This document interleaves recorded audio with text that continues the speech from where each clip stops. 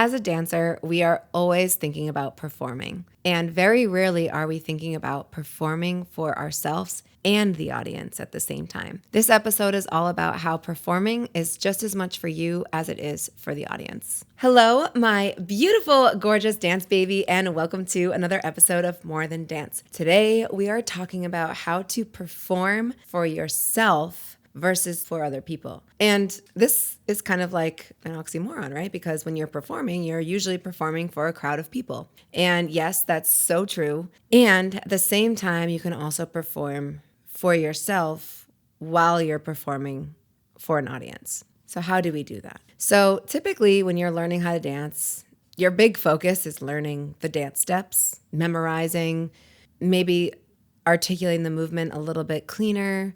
Maybe it's understanding your spatial awareness.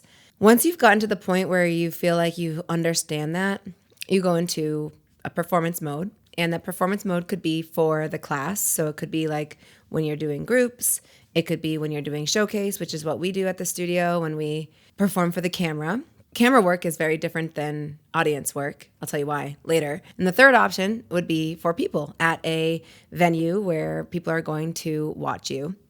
And then I guess the fourth option would be like kind of like a street performance where people didn't know they were going to run into you and you're performing. And that's actually a very different dynamic as well. And I've spoken about that before, how it differs when you're doing street performance versus audience performance. So right now we're going to talk generally about performing. And if you have an instructor that is teaching you dance, chances are they're mentioning things about performance quality. They're bringing these ideas into your learning, even when what you have learned isn't quite ready for performance.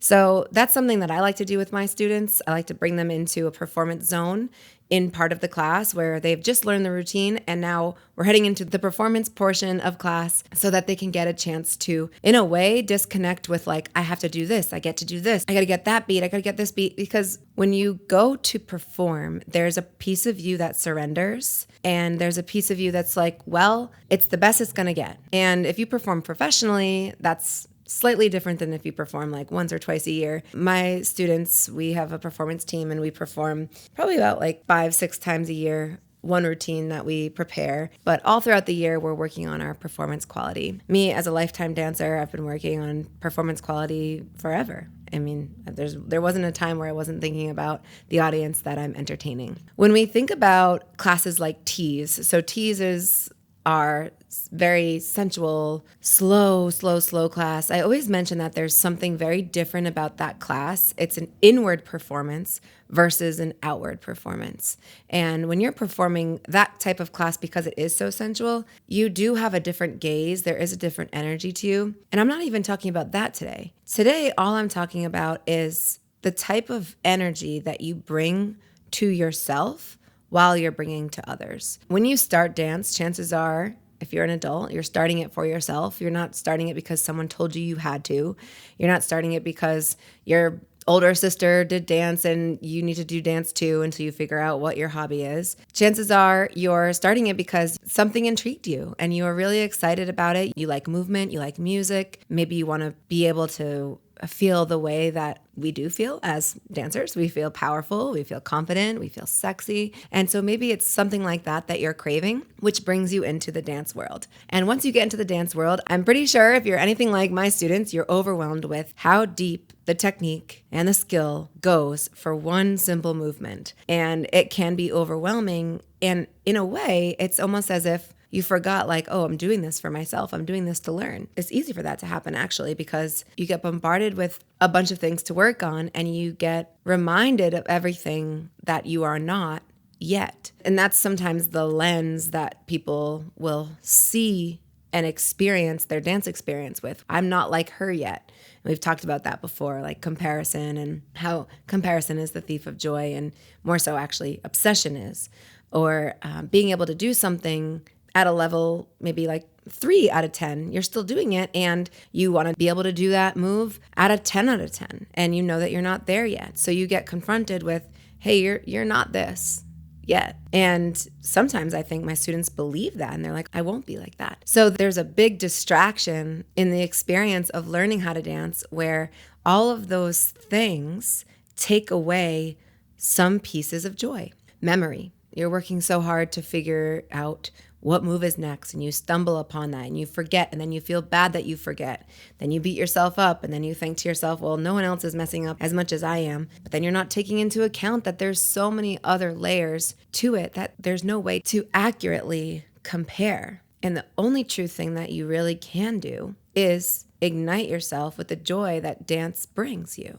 And when you're experiencing those moments where you're questioning yourself, and when you're wondering, oh, when will I be like them? Or when will I be that good? Or when will I not feel this? The truth is, when I'm learning dance 30 plus years later, there's still moments where I'm like, oh my gosh, like that's what my arm does, or that's what my weight shift does. It doesn't go away. It's part of the process. And actually, you can be really fast at learning routines. And then you can go through a moment where you're not really fast at it, and you're maybe second guessing everything. Like, it's a whole journey, just like life is learning dance. And it's actually really cool that we get to experience that. There was an episode I did not too long ago about all the things that you can control in a dance class, episode 93. And one of those things that you can control is your experience of your performance. So let's talk about what the audience is experiencing when they go to a great performance. When I go to a great performance, I am experiencing connection. I'm experiencing smiles. I'm experiencing moments that are like, wow, like, oh my God, did you see that? Like, just really astounding amazingness is really what I'm experiencing. Sometimes I have critiques because, I'm a dancer, and I've been brought up basically to seek professionalism, especially in the shows that I go to. So when I see something that's, maybe a little off, like, I do notice it, or just certain things. Like, I think I mentioned in a podcast that I had gone to the show and I watched this dancer like navigate her whole entire bra fall off on stage, and how she went off stage, she came back on and she handled it like a pro. So I'll notice stuff like that. And then I'll notice how I feel. And I remember when I went to the Nutcracker 2 years ago, specifically because I had a really cool seat, I just remember being like so enthralled in the performance. And actually, one of the ushers said, I've never seen anyone watch the show with as much excitement as you just did. And I was like, oh my God, because I was just amazed. And obviously I do have an appreciation for it. And so that's a whole other category. Like, when you have an appreciation for something, you tend to enjoy it more. So when you know that something's really hard, you can be like, wow, that's really hard, and they just killed it. And then your meter of enjoyment can go up because you're like, well, that was actually really amazing. And that was even more amazing. Or, you notice the quick changes, or you notice certain things. The other thing that you notice is how you feel afterwards. So when you're experiencing the joy that stays with you, meaning you have conversations about it, like, oh my God, I just saw this. Or actually this morning I had my 82-year-old client. He told me that he saw John Legend live with his wife. He was like, wow, it was so amazing. And we talked about the risks that certain artists will take when they're on stage with a live audience versus what they do in the recording room. And it's really cool to see because, I guess what he was sharing with me is that he extended his voice more than he normally does for recording. And it just, wow, him. And so as someone in the audience, just like this, you're remembering those moments and you're talking about them. I'll never forget the night that I saw The Life of Pi. Great movie. So this is kind of, I guess it could be embarrassing. I really thought the tiger was real. I didn't know about CGI. And so I left that movie just being like, how did they get this tiger to do this? I was just wowed. I couldn't believe it. I was like, oh my God, on that tiny boat. I don't know. I told everyone about that movie. I was like, oh my God, you have to go see it. You have to see it. So there was a certain joy that was left with me for a while. I mean, even now I can still remember how excited I was to see that. Now, knowing that was a CGI tiger, amazing job, CGI people, you made me believe it. So I guess that's how kids feel, really. They're like, oh, you don't know what's real and what's not. So as an audience, we know what we're expected to feel for a really good show. And as performers, we know how we're expected to feel. I know when I go to perform, I have so much fun performing. It's a whole other level, unlocked of dance for me. It's so thrilling. It's so fun. So from years of experience, I know how that feels. And I definitely feel like I am an entertainer, not only because of dance, but DJing. Even this weekend I was DJing and I was dancing, and someone came over to me and they were like, oh my God, we were watching you all night. But I was just, I was kind of just dancing around just for fun. I didn't even know that I really had an audience. And that brings me to my next point. When we have this experience with our audience, we're performing for them. Have you ever heard the phrase, this is like a quantum physics thing? I think my dad taught me this actually. It's like anything that is observed is changed. I think about this a lot in terms of everything that I do, because a lot of the stuff that I do is on camera. So everything is observed. And I think about that in terms of like, I don't know, just everything. Like, okay, if this is being observed, like there's a part of your conscious mind that knows that it's happening. So there's a tiny fraction of yourself that is different because it's observed. And I mean, the great example of this is like when, I remember doing lesson plans in the school setting. I don't know if you know this, but I used to be a special education teacher, and we would do lessons, and then there'd be days where you weren't being observed and you would just be like, oh yeah, da da da. And you would have like kind of a really great time with your performance, with your lesson. And then when you were being observed, maybe the principal was observing you, or maybe like, especially in school, like we got observed a lot from our supervisor, things would just feel different because you knew that there were like eyes on you. And so everything observed was changed. So I feel this to be true in the dance world as well, because when people are dancing and they're dancing for themselves, for their pure enjoyment, think about when you're just like having fun. Maybe you're on vacation and maybe you hear like your favorite song and you just don't care. You're uninhibited. Or maybe there's a moment where you just feel so free and you can just let go because anyone who is watching, you actually don't care about. Maybe it's yourself at home and no one's watching except for your animals, and you can just like be in the moment of play with performance. And then it begs the question then, well, is it even performance at that point if it's play? And I'm saying that yes, it is, and it can be. And that's what makes performing so fun, is when it can feel like play and it can feel authentic and it can feel like you while still being entertaining to others. And to get into this zone, the way my mind pictures things is like in shapes of like pie or wheels or in meters. If we're going into like the zone of elite performance, I feel like there's something that's like dislodged. So for basketball players, for example, the other night, right? They lost, I heard, the Celtics. And like, I wonder if that game, because there's different types of pressure, like, do they feel like they're being observed in a different way so that they don't feel like they're their authentic selves?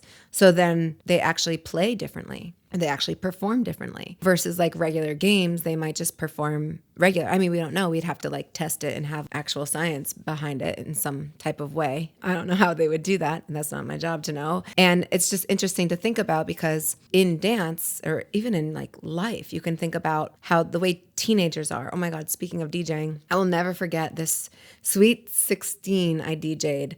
And I was like, wow, how unfun that looked, because they were all on their phones and they all were wearing the same clothes and like literally the same outfits, the same exact outfits down to like the sneak. I mean, like sometimes that can be fun, but I don't know. It was just such an interesting thing. They were on their phones. They were going over there and playing on the phone, but like no one was dancing. And then I think about my Sweet 16 and how crazy wild we were. Like we were dancing the whole night. There were no phones. Just like in general, I think because of phones, there's more to be observed. It destroys our freedom and our play of just doing things as if no one's watching. How they always say that phrase that I'm sure you've heard before, dance as if no one's watching. How can we dance as if no one is watching if we know people are watching? And it goes into this moment of getting in your head. So once you start to get in your head, you're out. You're not dancing for yourself. You're not dancing for your pure enjoyment anymore.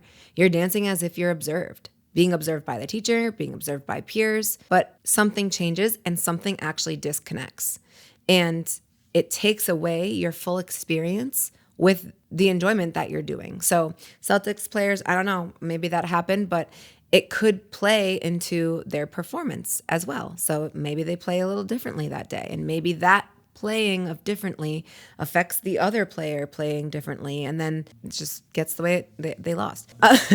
But sometimes that can be exciting. Like I know Tom Brady, like he used to love that pressure. He's a Leo. We have the same birthday. I think when all the eyes were observing him, he was like, ooh, like I know how to do this. I can handle this. And I think the same for dancers. Like when we know like we have an audience, we step up to the plate. And at the same time, I think there's people who are experiencing dance, learning dance, going through their dance journey, not knowing that the purpose is to connect with yourself in addition to connecting with the audience. And how do you do that? One of the things that can be true is You either zone in or you zone out. For me, I like to zone in, and I zone in on like each person's face. And that can be like really scary for especially a new dancer, like, oh my gosh, all eyes on me. Like, this is not what I like to do. That's what I like to do because I feel like I'm able to connect with certain people. I've talked about that before where you can make eyes with someone. It's like you're having a conversation. It's like a fast conversation because the dance is still moving, and it's almost like you're having a conversation in a crowded room where you can't hear anything. So that's kind of how it feels on stage when you're speaking to someone through performance. Or you can zone out. And zoning out is actually zoning in a very different way. So if you're zoning out of the audience in front of you, you're zoning into yourself. That class that I talked about, Tease, which is like very inward expression, this is similar to that. So in a way, it's really good to be able to do both. It's good to be able to be so connected to yourself and to be able to say like, oh wow, this is what I'm feeling in this moment. This is complete joy. And then it's really good to be able to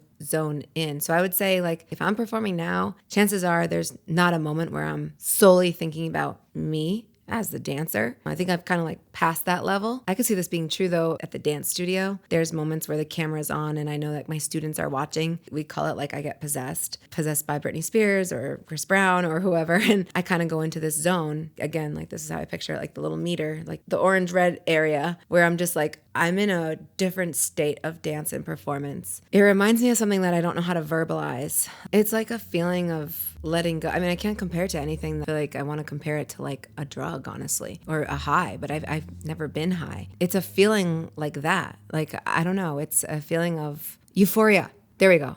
I think it's euphoria. I think that's the word I want to use. And yeah, it just feels like magical and it feels like impossible at the same time. It's like a feeling of letting go, but also a feeling of pure commitment at the same time. And I love that feeling. And it's a feeling that you can only create when you've like let go of the idea that people are watching. And it's a feeling that like, obviously I would want it to happen all the time. It's like special when it happens. So it's like a very sacred thing when it happens. It's like, wow, like that came over me tonight. I imagine this is like how it is when they have like those like come to Jesus moments, like in the choir. And then they just like have the Lord like take over them. Like I imagine it to be like that. Like I just kind of get, whoa. Like, oh, where did I go? Like, here I am. Like, I'm back. The song's done and I came back to life. So when you're thinking about performing, yes, think about the people that you're performing for. And even more so, think about yourself and how it feels to connect with yourself while you're performing. So no, don't completely disregard the audience because they're there for a reason. They came to a show. Don't completely disregard the camera because if you're watching yourself in the playback, you're going to feel that disconnection if you don't connect with yourself in your lens, or if there's people that you're performing for, like physically in the class, like obviously they're going to have that connection because everyone can feel energy. Yes, it's invisible, but it's not. You can feel it. You can see it. You can watch it change. Energy's crazy. So yeah, don't disregard that.